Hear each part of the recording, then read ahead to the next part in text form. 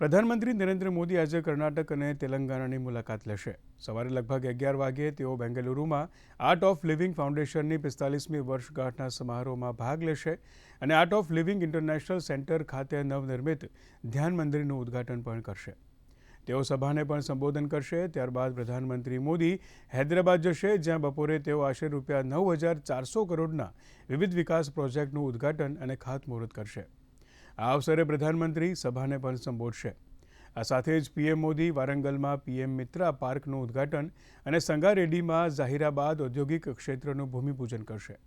પ્રધાનમંત્રી હૈદરાબાદ પણજી ઇકોનોમિક કોરિડોરના ભાગરૂપે ગુડેબેલુરથી મહેબૂબનગર સુધીના રાષ્ટ્રીય ધોરીમાર્ગ 167ના 4 માર્ગીય બાંધકામનો શિલાન્યાસ કરશે.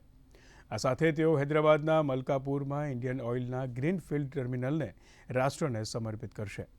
ત્યારબાદ પ્રધાનમંત્રી મોદી સિંધુ હોસ્પિટલનું પણ ઉદ્ઘાટન કરશે.